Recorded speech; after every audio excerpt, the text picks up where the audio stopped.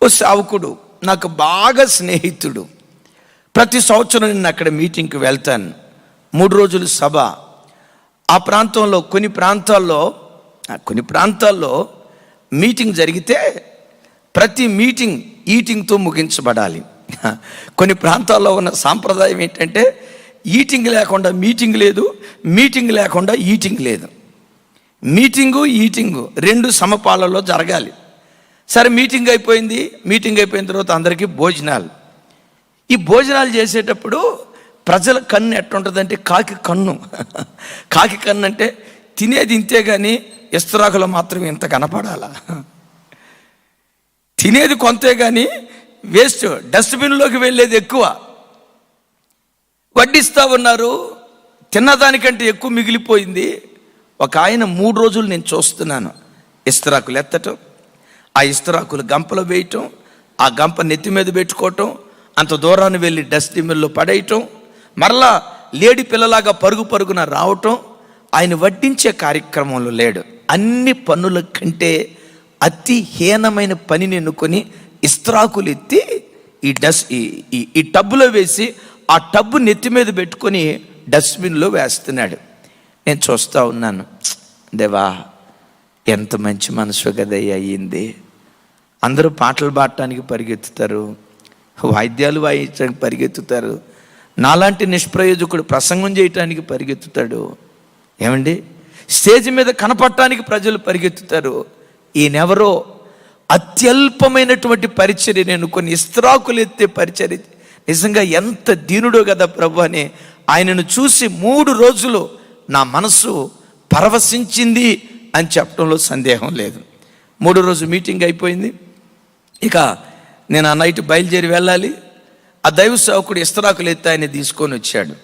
ఆ పాస్టర్ గారు అన్నాడు, అన్న ఈయన ఎవరు తెలుసా అన్నాడు. నాకు ఒకటి తెలుసు.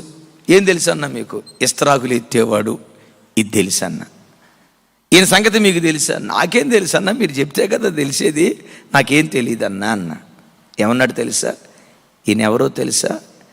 MRO, మండల రెవెన్యూ ఆఫీసర్.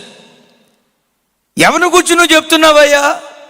ఈ 3 రోజుల మీటింగ్లో విస్తరాకు ఎవరు ఎత్తారో, ఆ సాంబారు అన్నం మైల అదంతా ఒంటి మీద పడుతున్న నెత్తి మీద విస్తరాకుల బట్ట ఎత్తుకొని ఆ డస్ట్బిన్ దగ్గరికి పరిగెత్తుకుంటా వెళ్ళాడే, ఒక పనివాడిగా పనిచేసాడే. ఈయన సాధారణమైన వ్యక్తి కాదు, మండల రెవెన్యూ ఆఫీసర్. ఎంత గొప్ప స్థాయిలో ఉన్నా నా దేవుని మందిరానికి వచ్చినప్పుడు మాత్రం ఒక పరిచారకుడిగా పనిచేస్తాడన్నా. ఆ సేవకుడు కళ్ళెమ్మటి నీళ్లు పెడుతూ ఏం చెప్పాడు తెలుసా? అన్నయ్య, ఈయన మా మందిరానికి రాకమునుపు మా మందిరపు స్థితి వేరు, ఈయన మా మందిరానికి వచ్చిన తర్వాత మా మందిరపు పరిస్థితులే వేరు. ఈయన అడుగుపెట్టిన నాటి నుండి మా సంఘం క్రమశిక్షణకు మారుపేరుగా ఉంది. ఈయన అడుగుపెట్టిన నాటి నుండి సంఘంలో ఉన్న ప్రజలు సమయానికి ఆరాధనకు రావటం ప్రారంభించారు. ఈయన అడుగుపెట్టిన నాటి నుండి ఎన్నో నూతన కుటుంబాలు మందిరానికి రావటం ప్రారంభించాయి. నేను అడిగాను, ఏంటయ్యా ఈయన భక్తిలో ఉన్న విచిత్రం? ఏడుస్తూ అంటాడు సేవకుడు, ఈయన మా మందిరంలో అడుగుపెట్టిన తర్వాత మా మందిరం బాగుపడిందన్నా, మా సంఘం బలపడిందన్నా, మా విశ్వాసులు ఆత్మలు బలపడ్డారన్నా. ఈయన మందిరంలో అడుగుపెట్టిన తర్వాత సంఘం క్రమశిక్షణకు మారుపేరైంది.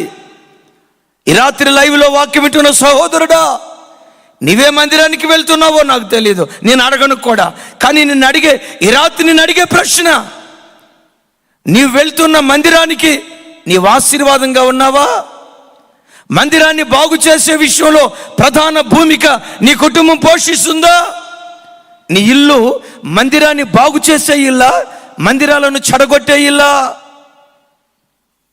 సావును బాగు చేసే కుటుంబమా, అదే సావును పాడు చేసే ఓ భ్రష్ట కుటుంబంగా ఒకవేళ రాత్రి నీ కుటుంబం ఉందా? ఈ లైవ్లో వాక్యం వింటున్న తమ్ముళ్ళారా, ఒక్క క్షణం నా వైపు చూడండి రా. ఈ రాత్రి వాక్యం వింటున్న తల్లులారా, ఒక్క క్షణం నా వైపు చూడండి అమ్మా. ఈ లైవ్లో వాక్యం వింటున్న ప్రియ క్రైస్తవ కుటుంబీకులారా, మీరు వెళ్తున్న మందిరాలలో మీ కుటుంబ పాత్ర ఏమిటి? కలిపి బాగు చేసే గుంపులో ఉన్నారా, పాడు చేసే గుంపులో ఉన్నారా? మందిరాన్ని నిలవబెట్టే గుంపులో ఉన్నారా, మందిరాన్ని పతనం చేసే గుంపులో ఉన్నారా? ఏ గుంపులో మీరున్నారు? ఏడుస్తూ సేవకుడు అంటాడు, అన్నయ్య మా మందిరం బాగుపరచబడే విషయంలో, క్రమశిక్షణలో బ్రతికే విషయంలో ఈ కుటుంబం ఓ ప్రధాన పాత్ర పోషించింది. ఏంటయ్యా, ఏంటి ఈయన భక్తిలో ఉన్న రహస్యం? ఏడుస్తూ అంటాడు, అన్నయ్య మా ఆరాధన ఆదివారం 9ంటికి ప్రారంభమవుతుంది. వీళ్ళు రాకమునుపు మా ప్రాంతంలో పరిస్థితి ఏంటంటే 9ంటికి ఆరాధన అయితే భక్తులు 9:30 నుంచి ఇక రావటం స్టార్ట్ చేస్తారు. ఇంట్లోనే ఉండి ఇంకా పాటలేగా, సాక్ష్యాలు కూడా స్టార్ట్ కాలేదుగా, సాక్ష్యాలు స్టార్ట్ అయినప్పుడు ఇంట్లో బయలుదేరదాలే, చర్చికి వెళ్ళేసరికి వాక్యం స్టార్ట్ అయింది. వాక్యానికి ముందు ప్రజలు వస్తారన్నా ఏడుస్తా చెప్పేవాడిని, అయినా సమయానికి మందిరానికి రండి, మందిరానికి సమయానికి రావటం అలవాటు చేసుకోండి. ఉద్యోగాలకు 10ంటికి ఉద్యోగం అయితే 9:45 పంచి కొడతారు కదా. పిల్లలను స్కూల్కి పంపించేటప్పుడు 8 గంటలకు స్కూల్ అయితే 7:30 ఇంట్లో నుంచి బయలుదేరి 7:50 కల్లా వాడిని స్కూల్కి పంపిస్తారు కదా.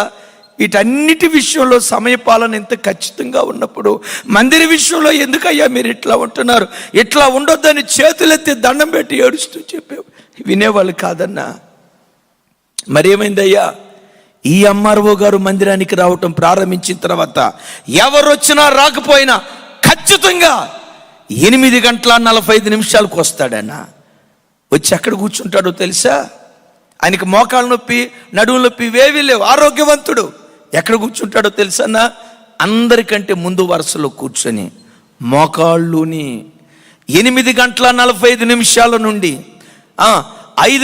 5 నిమిషాలు తక్కువ 9 గంటల వరకు 8:55 వరకు మోకరించి ఏడుస్తాడన్నా. దేవా, ఈ ఆదివారం ఆరాధనలో మీ మహిమను చూడాలి, పరిశుద్ధాత్మ ప్రసన్నతను, పరిశుద్ధాత్మ తాకిడిని నేను అనుభవించాలి. సేవకుడు నిలవబడి వాక్యం చెప్తూ ఉండగా ఒక్కొక్క మాట అగ్ని కణము వలె ప్రజల హృదయాలు తాకబడాలి.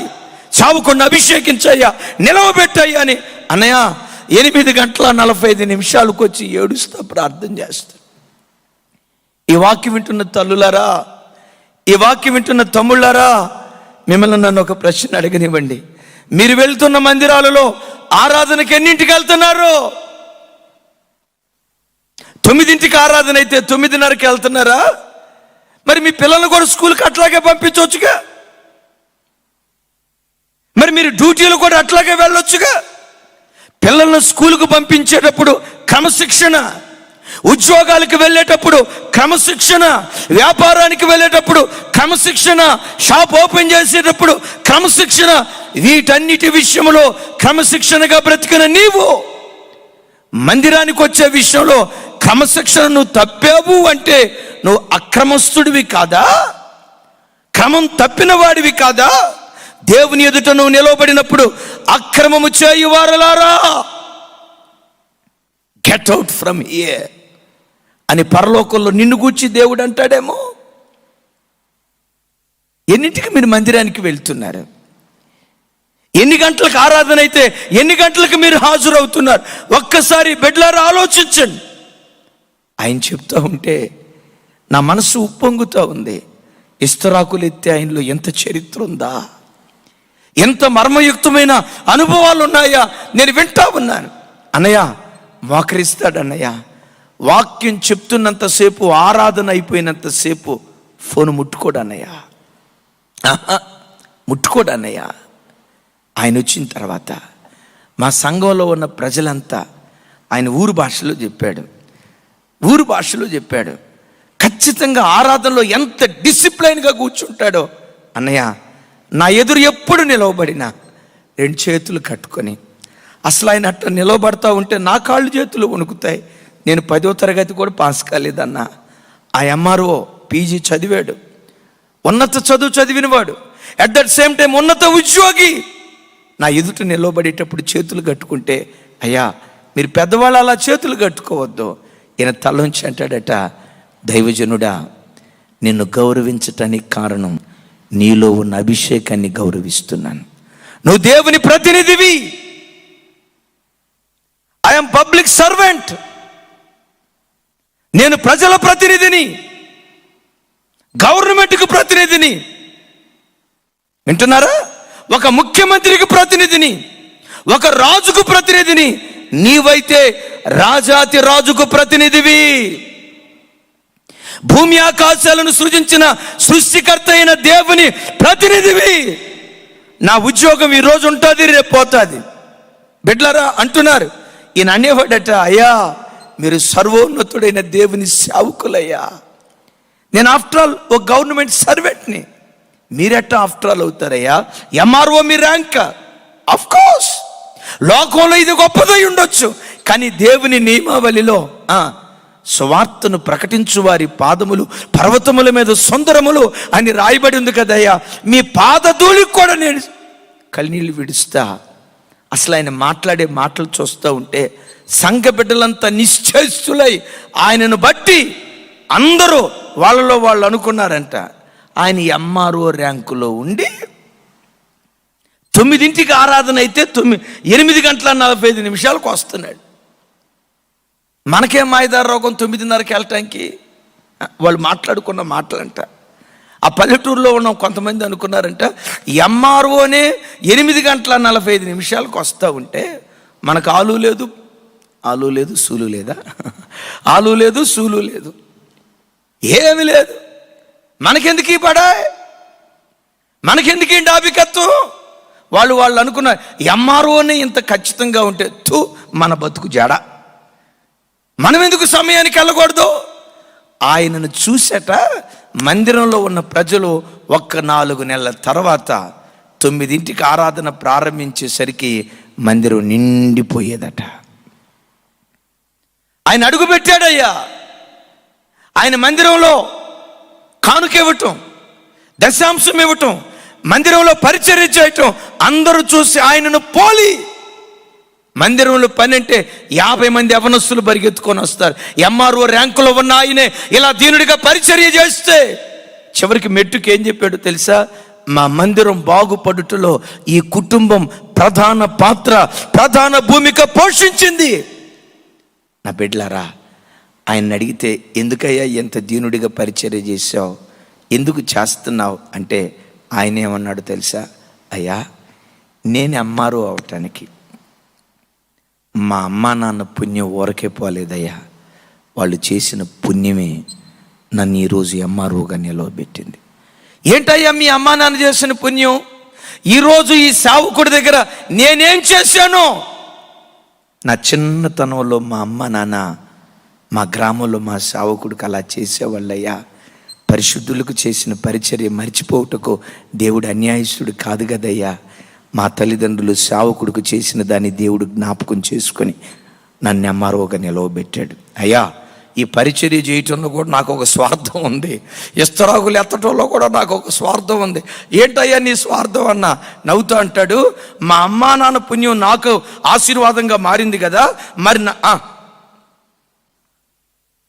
చెప్పండి, మరి నేను పరిచర్య చేస్తేనే కదా నా పిల్ల ఆశీర్వదించబడేది. నా ఎంఆర్ఓ ర్యాంక్ నా పిల్లలను నిలవబెట్టదు, నా స్టేటస్ నా బిడ్డలను నిలవబెట్టదు. నా దేవుని మందిరాన్ని బాగు చేసే విషయంలో ఎంత ప్రధాన భూమిక పోషిస్తానో అది నా పిల్లల పిల్లలకు, నా పిల్లల పిల్లలకు ఇది ఆశీర్వాదంగా నా దేవుడు మారుస్తాడు. ఈరోజు వాక్యం వింటున్న క్రైస్తవుడా, నీ ఇంటిని బాగు చేయటానికి నువ్వు నడుం కట్టుకున్న దానికంటే దేవుని మందిరాన్ని బాగు చేయటానికి నువ్వు నడుం కట్టుకుంటే నీ పుణ్యం ఊరకే పోదయ్యా. నీ పుణ్యం ఊరకే పోదయ్యా. నీ పిల్లల పిల్లలకు అది ఆశీర్వాదంగా మారుతుంది.